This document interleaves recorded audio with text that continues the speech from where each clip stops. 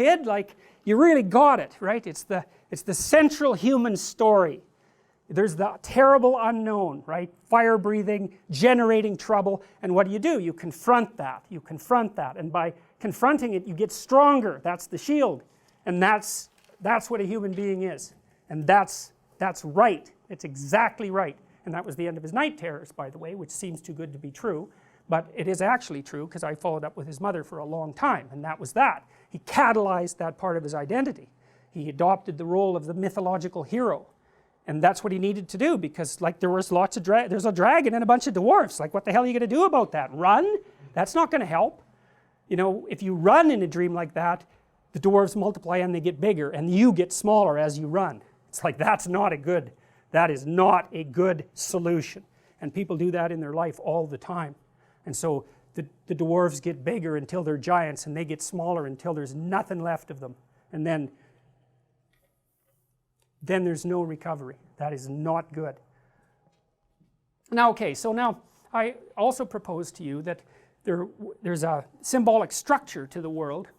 It's a meta-structure, I would say. I think these categories are truly real, and they're basically this. There's unexplored territory, there's explored territory, and there's you. And unexplored territory is the source of great riches, and it probably will kill you, and explored territory is your culture, and it crunches you into submission and conformity and turns you into a civilized being, and you're stuck with both of those. And then there's you, and you know, you're kind of admirable and cool, and you do a lot of decent, wonderful, amazing things, and there's things about you that are just horrible, and you know about them, and you're stuck with them, and that's the world, and that's the landscape of the world. And what you'll see, if you pay attention, is that people who are ideologues, like Rousseau, or say like Hobbes, but it doesn't matter, ideologues will tell you part of that story. So environmentalists, for example, will say nature, that's pristine beauty, natural harmony, French landscape, it's a paradise, especially if there are no people, it's a paradise. And then culture is a rapacious monster, and human beings driving that culture against nature are monsters of a sort, and perhaps there should be fewer of them. It's like, yeah, that's all true, exactly, dead on, right on, exactly right. Was that movie called Avatar? Yes, that's James Cameron's movie, right? That's that story, yeah. And hey, it's a good story. It's even a mythological story, but it's only half the story. The other story, you could think about it as a frontier myth. That's Star Trek, or Star Wars for that matter, mostly Star Trek. It's like, but we'll put it in context of the frontier myth, the myth that drew settlers into America, say. It's, well, there's a wild, savage landscape out there that can be conquered by, and settled and stabilized by civilization, and it'll be the heroic pioneer who does it. It's exactly the opposite story of the environmental story, which is actually why I think the environmental story eventually emerged. It was, you know, the frontier story had a lack in it, missed half of the world, and so the other story had to come up, and it did. And if you take both of those stories, even though they're exactly opposite to one another, if you know both of those stories, then you know the whole story. And it's really weird, you know, because one of the propositions of formal logic is, it's a fundamental proposition, is that something can't be itself and its opposite at the same time. It's like, that's true for some sorts of things. It's true for logical claims. But it's completely wrong in this particular situation, because things are what they are and they're opposite at the same time. And that makes it very, very difficult to, that's why a dragon hoards gold. It's like, what's up with that? Well, it'll eat you, and it will, but it has gold. Well, so what do you do about that? Because it's paradoxical demands. Well, what you want to do is face the dragon and get the damn gold. That's what you want to do. Well, you have to be a paradoxical being even to do that. So, you know, in The Hobbit, for example, when, what's his name? Frodo, right? It's not, or it's Bilbo. It's Bilbo in The Hobbit. You know, he's kind of this little underdeveloped, overprotected shire dweller, and he's called on a great adventure to go and find the dragon, and he has to become a thief in order to manage it. Well, that's pretty weird, you know. It's like, well, it's because as a good citizen he's just not enough to conquer a dragon. He has to also become a bad citizen in some sense. He has to incorporate the part of himself that's monstrous, let's say, and develop that and hone it. And that's to say that, well, if you're harmless, you're not virtuous. You're just harmless. You're like a rabbit. A rabbit isn't virtuous. It just can't do anything except get eaten. It's not virtuous. If you're a monster and you don't act monstrously, then you're virtuous. But you also have to be a monster. Well, you see this all the time. Harry Potter's like that too. It's like he's flawed, he's hurt, he's got evil in him. He can talk to snakes, man. He breaks rules all the time. All the time. He's not obedient at all. But you know, he has a good reason for breaking the rules. And if he couldn't break the rules, him and his little clique of rule-breaking, you know, troublemakers, if they didn't break the rules, they wouldn't attain the highest goal. So it's very peculiar, but it's a very, very common mythological notion. You know, the hero has to be a monster, but a controlled monster. Batman is like that, you know. I mean, it's everywhere. It's the story you always hear. Is this where morals become ethics? Meaning, you have to be more precise. I feel like, because everyone's moral, but in order to become ethics, you have to refine the morals. You have to kind of go into. Well, that's a good question, you know, because one question is, you know, you're kind of implicitly moral insofar as you're socialized, but that's sort of procedural. It's just built into you. This is different. This is also becoming conscious of it and expanding out your personality into dimensions that it wouldn't normally occupy. So this happens to people all the time. So, for example, lots of my clients, my clinical clients, are too agreeable, and they're generally women because women are more agreeable than men, but not always, because I've had agreeable men as clients as well. And what happens is they're resentful and they don't know how to stand up for themselves, and it's because they're very compassionate by nature. And so if you're entering into a negotiation with them, they'll let you win. Well, that's not so good, because you know you need to win too, especially if you're in an organization of adults where there's a struggle, right? When you have kids, you can let them win. Especially infants, you have to let them win, and that's partly why compassion is so necessary.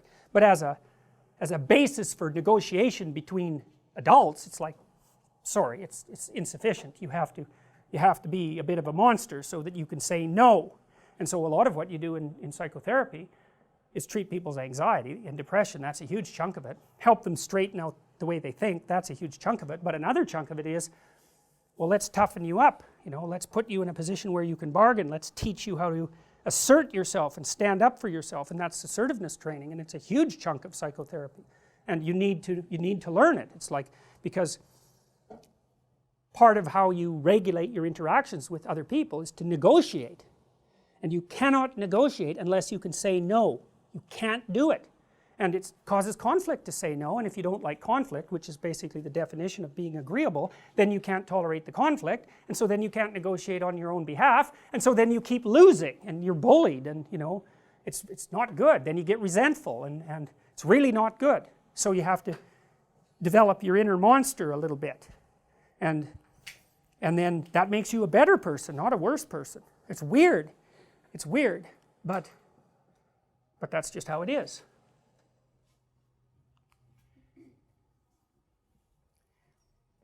Outside of that diagram is chaos itself, and that's the chaos from which things emerge. Now, I can't tell you much about that yet because it's too damn complicated, but I think the best way to think about chaos is as potential. That's one way of thinking about it. It's also that place you end up when you don't know what to do. It's the source of all things, but it's also the terrible predator, the terrible eternal predator that lurks beyond the explored domain. It's a winged dragon, and it's winged, who knows why. Matter and spirit, that's partly what it is, and I'll explain that later. It's also potentially the predatory beast that's been after us for forever, and the winged predator that picked us up from the sky. So primates, for example, some monkeys have 3 specialized alarm cries. One is for snakes, and that usually means hit the trees. and then one's for leopards, and that means hit the trees and go out on a skinny branch because the leopard can't get to you. And then there's one for like birds of prey, which means hide somewhere on the ground so that you don't get picked off. And it's like, well, that's what that is. That's what that is. And that's chaos. And it's expanded into much more than that. And then I showed you, I don't remember if I showed you this, but this is a symbolic representation of Mother Nature, Father Culture, and the suffering individual. But that's all positive. There's no negative elements there. But that's okay. That's a partial representation. And those things are sacred in some sense because they are representative of an ultimate reality. The sacrificial individual here, the suffering individual, well, that's pretty straightforward. It's like, that's life. That's suffering, that's life. That's what happens to the individual. And so, and everyone is looking at that. It has power, that idea. Well, it's because, culture supports the suffering individual, and culture's nested inside benevolent nature, and that's part of the story of the world. And it's just part of the story we're trying to figure out and make articulate. We've been doing that for thousands of years, trying to make this story articulate. And it's not yet articulate. We're only getting it. And we basically do that now, mostly with movies and stories and fiction and that sort of thing. We still don't have it articulated. I think Jung came closer than anyone else. Jung and Erich Neumann, who was one of his students, came closer than anyone else ever has to actually articulating that, and that's what Jung was trying to do, is to take all these images, archetypal images, instinctual images, and say, well, what do they mean? What do they mean? What do they mean?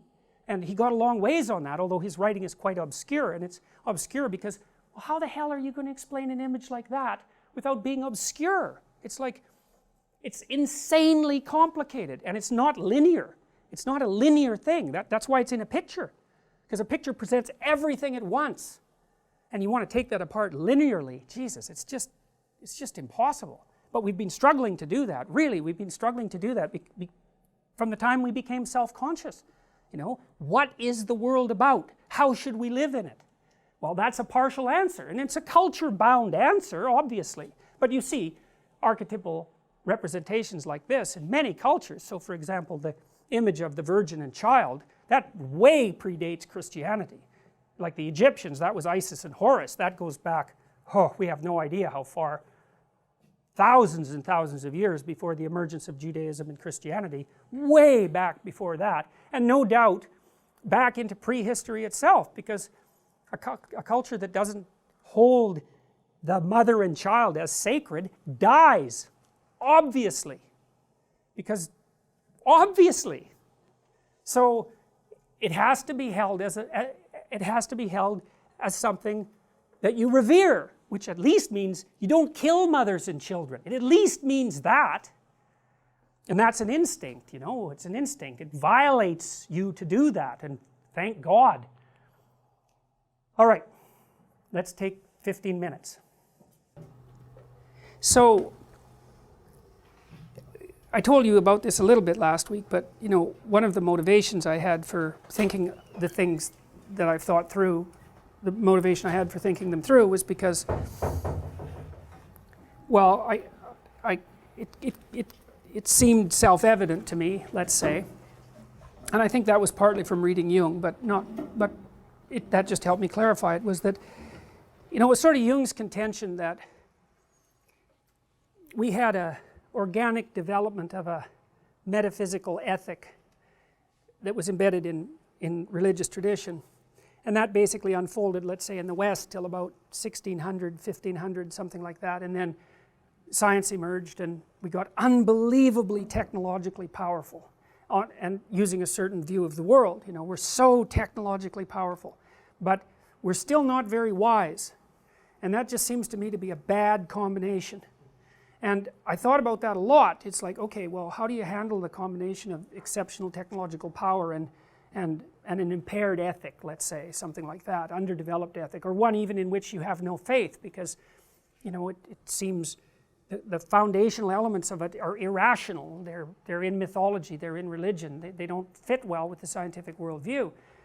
How do you rectify that problem? And well, that's a tough problem, you know, it's a crazy problem, and certainly it was the problem that Jung was trying to address, there's no doubt about it. And along with that went an associated problem, which was, you know, what happened in the 20th century, which was so awful.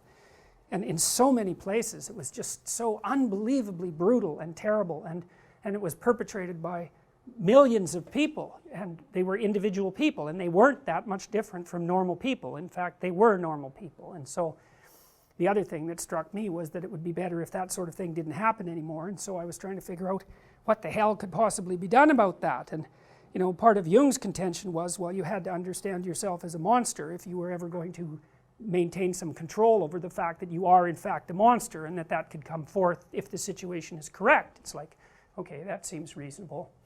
And so, well, it seemed to me that